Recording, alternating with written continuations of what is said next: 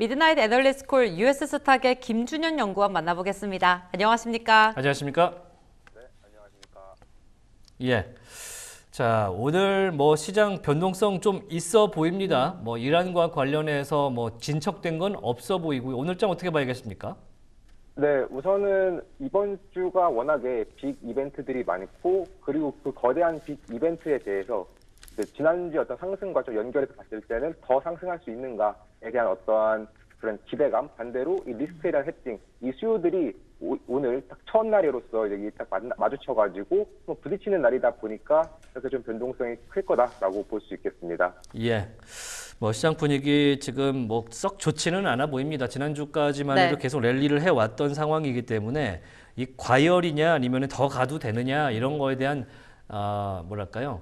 청기백기? 네, 나뉘더라고요. 청기백기 요새 제가 꽂혔나 봐요. 다 그렇게 갔는데 그런 식으로 좀 나뉘는 것 같습니다. 이런 상황에서 골드만삭스가 뭔 얘기를 했다고요? 네, 이런 상황에서 골드만삭스는 좀 변동성을 우려하는 이야기를 했습니다. 증시가 사상 최고치에 갔는데 좀 변동성을 조심하라라고 이야기를 했다고요. 어떤 내용입니까? 네, 일단은 크게 한 5가지 정도의 어떤 주요 매수처들의 움직임 때문에 이번 주는 좀 변동성을 유의해라라는 이야기가 있었고요. 일단 첫 번째는 주요 이 헤지펀드들이 그동안 투자를 할 때 레버리지를 좀 일으켜서 투자를 지난주, 지지난주 해왔는데 그 레버리지를 조금씩 줄이고 있다라는 움직임이 포착이 됐고요. 두 번째는 이번 주에 이 연기금들이 한 250억 달러 정도는 좀 매도가 전망됩니다. 그리고 거기에 또 추가적으로 이제 CTA 같은 경우는 지지난주는 거의 엄청나게 많은 금액, 그리고 지난주에도 일부 금액이 줄긴 했지만 좀 많은 금액들이 수백 달러대의 자금이 들어왔다면 이번 주는 정말로 크게 자금이 들어오지 않을 수 있다. 그래서 만약에 좀 증시가 지지부진할 경우에는 현 시점에서는 이제 CTA 같은 경우는 지금 중립선에 있기 때문에 매도로도 변환될 수 있다라는 점이 좀 우려 섞이는 점이다라고 볼 수 있겠고요.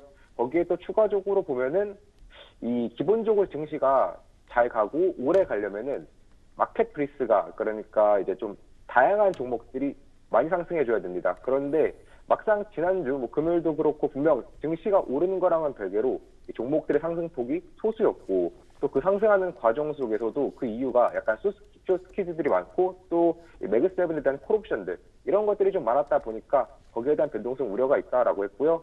현 시점 같은 경우는 이제 골드만삭스가 봤을 때는 이 지수 변동성 대비 이 개별 종목의 내재된 한 변동성 정도가 거의 2배 조금 안 되는 수준으로 높습니다. 그러니까 개별 종목 간의 변동성이 굉장히 큰 상황이고요.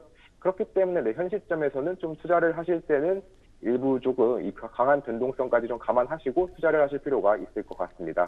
네. 이번 주에 크게 자금이 들어오지 않을 수 있다. 그렇기 때문에 현 시점에서 투자할 때는 좀 변동성을 우려해야 된다, 조심해야 된다라고 말씀을 해주셨습니다.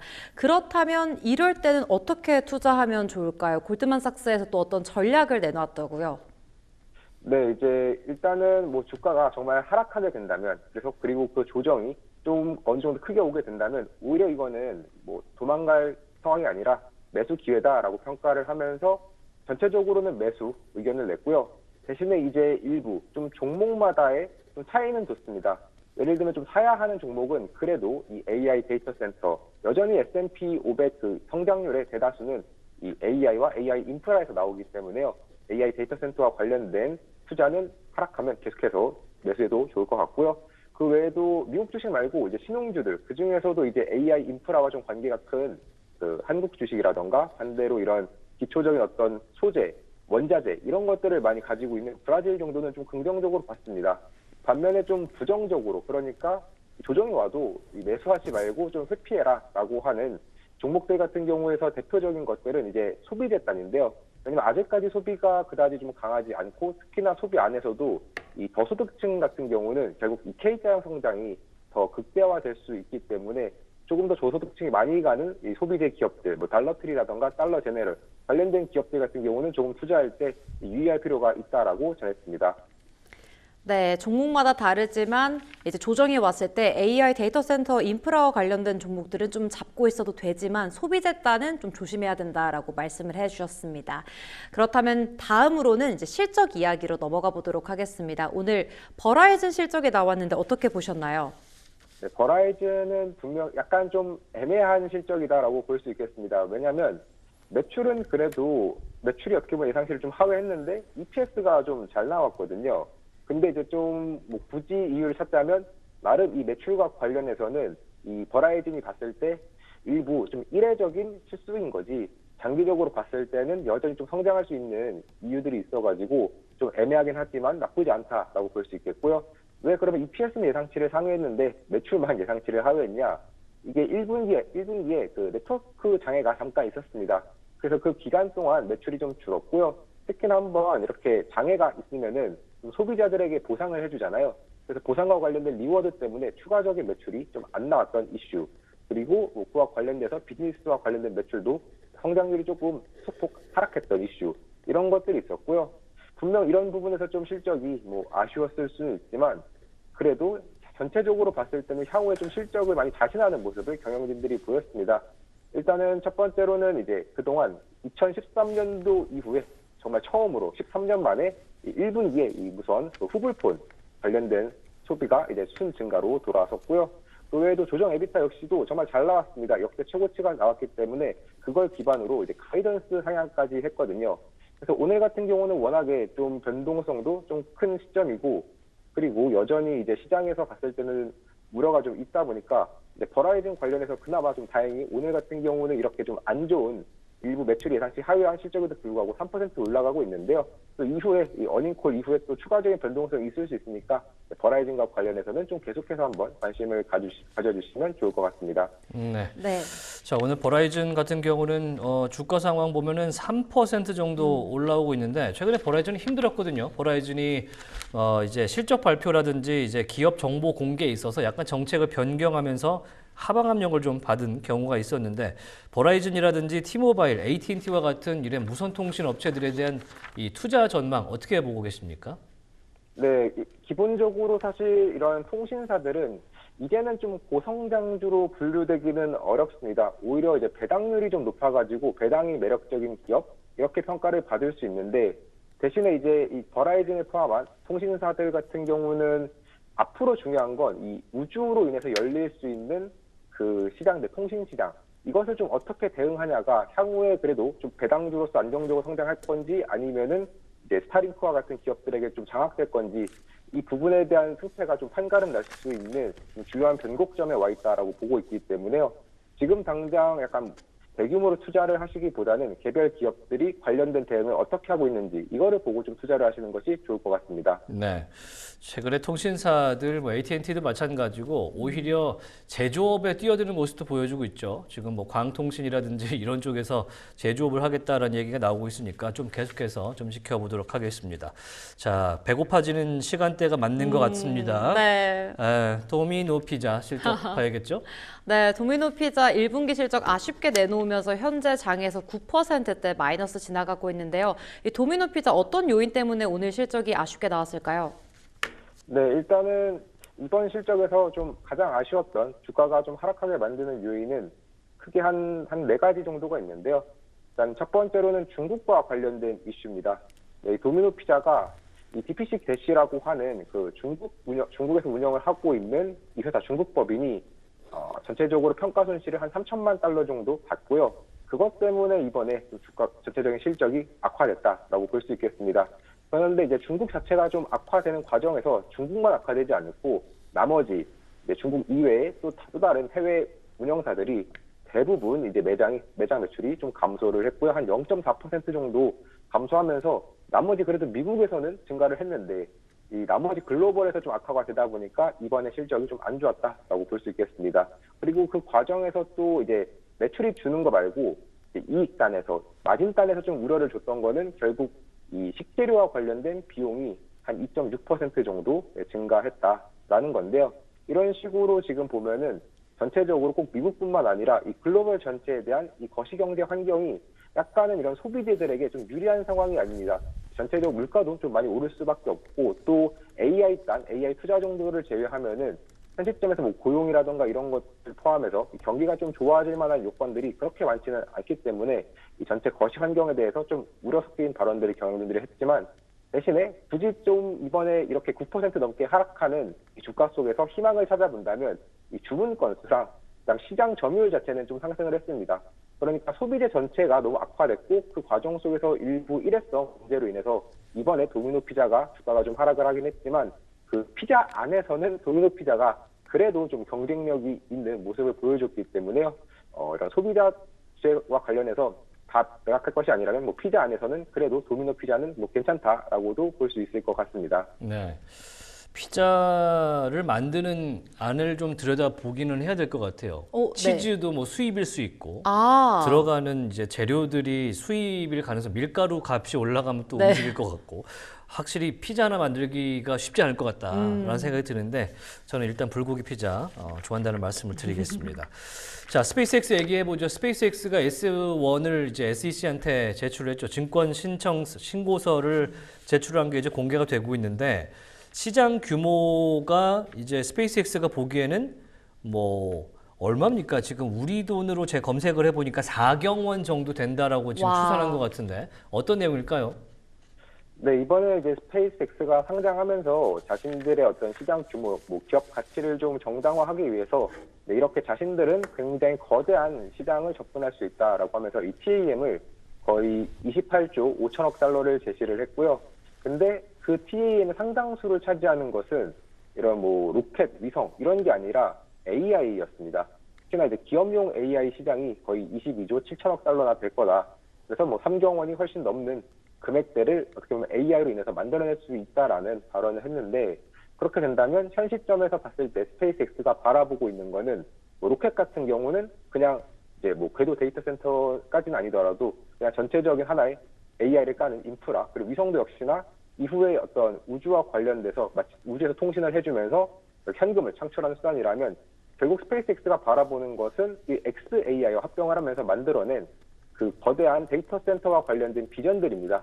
이 비전을 기반으로 이 AI, 결국 기업용 AI를 하겠다, 엔터프라이즈 AI를 하겠다라는 것이 현 시점에서 스페이스X가 가지고 있는 가장 큰 좀 비전에 가깝고 이런 상황이다 보니까 결국에는 이 스페이스X와 테라팩 파트너십을 맺고 있는 이 테슬라와의 합병 이야기를 다시 한번 좀 할 수밖에 없는데요. 또 대표적으로 데나이브스도 그렇고 또 이 일론 머스크 전기를 작성했던 월터 아이작슨 역시도 결국에 테슬라와 스페이스X는 좀 합병을 할 거다라고 보고 있는데 결국에 가장 큰 이유는 테슬라라는 기업 자체도 이 로보택시, 결국 이것도 AI가 필요하죠. 그리고 피지컬 AI, 수많은 옵티머스 로봇도 다 AI가 필요한데 이런 AI를 많이 활용해야 할 테슬라가 스페이스X를 합병되는 것은 어떻게 보면은 좀 가장 좀 자연스럽다라는 것이고요. 그렇기 때문에 지금 데나이브스 같은 경우는 아마도 뭐 올해는 아니고 한 내년 초쯤에는 스페이스X와의 합병을 발표할 가능성이 거의 뭐 80에서 90%다. 그리고 최종 합병 자체는 2027년 뭐 하반기 내로 성사될 거다라고 이야기했던 만큼 뭐 지금 이제 지난 실적 발표 때는 막상 테슬라와 스페이스X 간의 어떠한 합병 이야기 혹은 더 강력한 파트너십 이야기를 추가로 하진 않았는데요. 여전히 이제 상장되고 난 이후부터는 또다시 그런 합병 관련된 이슈가 나오면서 테슬라도 그렇고 뭐 스페이스X도 그렇고 다시 뭐 성장 모멘텀이 새롭게 나올 수 있으니까 관련 소식들을 계속해서 한번 관심 가져주시면 좋을 것 같습니다. 예. 자, 테슬라 오늘 주가 흐름은요, 2%가량 빠지면서 368불에서 거래가 되고 있습니다. 테슬라가 실적 발표하고 나서 반등할 타이밍을 잘 못 찾고 있는 느낌이 좀 드는데, 이 테슬라가 250억 달러 정도를 올해 쓰겠다라고 얘기하면서 이거 돈 너무 많이 쓰는 거 아니냐라는 우려로 지금 밀리기 시작했거든요. 400달러 위로 갈 가능성, 테슬라가 이제 이 자율주행 택시의 이제 매출이라든지 수익들을 다시금 주가로 땡겨올 만한 가능성 어떻게 우리가 산정을 해봐야 될까요? 네, 지금 일단은 테슬라와 관련해서는 뭔가 일단 스페이스X가 좀 상장하기 전까지는 테슬라가 갖게 될 뭔가 주가 모멘텀이 특별히 없다라는 느낌을 좀 받고 있습니다. 특히나 지난 어닝콜 때 그 일론 머스크의 뭐 발언들을 보면은 현재 관심이 다 좀 스페이스X에 가 있는 것 같은 뉘앙스를 많이 받았거든요. 네, 그런 걸 봤을 때 결국에는 이 점에 대해서 많은 투자자들, 특히나 이제 일론 머스크를 굉장히 좀 선호하고 그의 비전에 대해서 좀 동참하는 투자자들 같은 경우는 이런 좀 일론 머스크의 집중력이 흐트러지고 있는 거에 대해서 어떤 부정적인 반응을 할 수밖에 없기 때문에 아마도 추가적인 매수가 들어오지 않을 가능성이 높고 그렇게 된다면 좀 스페이스X가 상장하고 난 이후에 그 이후 시점을 다시 한번 좀 보셔야 될 것 같습니다. 예, 상장 구체화되는 걸 좀 봐야 된다라고 말씀을 주셨는데 오늘 같은 경우에는 지난 2018년에 어디였습니까? 지금 법원에서 거부당했다가 다시 인증을 받았던 델라웨어 법원에서의 그 CEO 보상안 네. 그거에 대해서 신주 발행한다는 얘기가 좀 있었기 때문에 주가에는 하방 압력을 받고 있지 않나 생각이 됩니다. 자, 이번에는 구글 얘기를 해봐야 될 텐데 구글이 엔트로픽에 꽂혔나 봐요. 네, 구글이 엔트로픽에 최대 400억 달러를 투자한다라고 이야기를 했는데요. 이 컴퓨팅과 이 TPU를 제공한다라는 이야기였습니다. 자세히 어떤 내용이었을까요? 네, 이번에 구글이 엔트로픽을 되게 좀 저렴하게 투자를 할 수 있었던 거 아닌가라는 좀 생각을 해보게 되는데요. 일단은 100억 달러는 우선적으로 투자하고 또 추가적인 성과 지표를 달성하게 되면은 300억 달러를 추가로 넣어서 최종적으로 400억 달러까지 투자를 할 수 있게 되는데 그때 제안한 기업 가치는 이전에 투자 받았을 때 받았던 기업 가치는 3,500억 달러였습니다. 현 시점에서 거의 6천억 달러가 훨씬 넘는 가격으로 지금 2차 시장에서는 엔트로픽이 거래가 되고 있기 때문에요. 그것과 비교하면 구글이 굉장히 좀 저렴하게 투자를 할 수 있었는데 그 이유 중 하나는 결국에 이제 단순한 투자가 아니라 그 이상의 어떤 파트너십 관계이기 때문이고요. 구글 같은 경우는 이제 그 엔트로픽에게 한 5년간 5기가와트 정도 규모의 컴퓨팅을 제공하겠다라고 밝혔습니다. 그리고 이러한 컴퓨팅이 결국 엔트로픽에겐 너무나도 중요하고 굉장히 필요한데요. 왜냐하면 전체 엔트로픽 이 비용의 70%가 컴퓨팅입니다.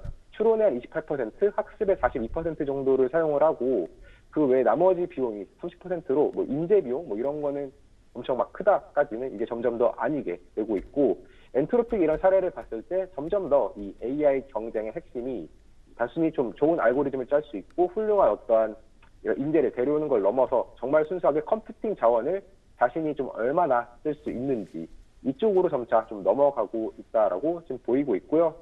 특히나 이런 식으로 엔트로픽 같은 경우도 그렇고 다 이번에 쓰게 되는 것들은 구글의 TPU입니다.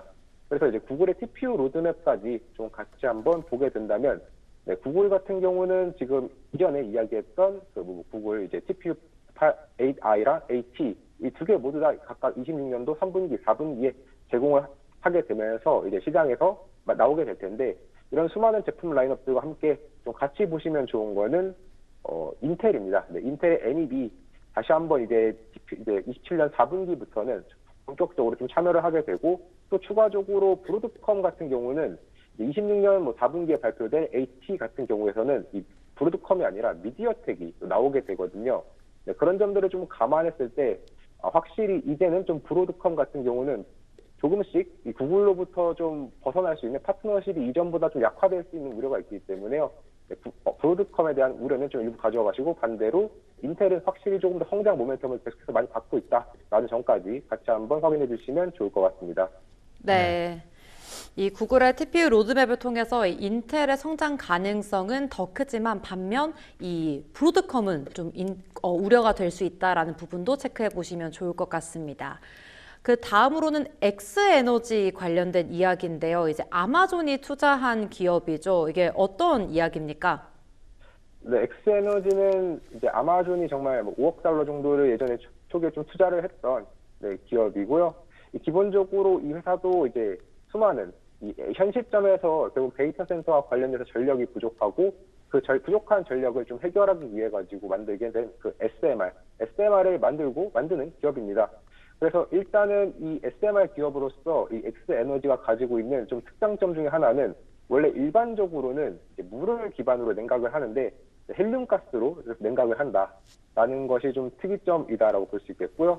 거기에 또 추가적으로 이제 해결료로 일반적 우라늄 말고 좀 트리스 X라는 걸 쓰는데 그게 좀 3중으로 되어 있다 보니까 좀 상대적으로 안정적이라는 강점이 있습니다. 이제 이렇게 SMR과 관련된 기업들 오늘 같은 경우도 이 G 보노바가 생각보다 이 상대적으로 봤을 때 미지오라던가 나머지 IB들이 이제 이 회사가 좀 모멘텀이 없는 것 같다라는 좀 평가를 내놓으면서 오늘 같은 경우도 주가가 좀 부정적인 영향을 받는데요. 이렇게 엑스에너지 근데 결국 이 G 버노바 역시도 SMR을 하는 기업입니다.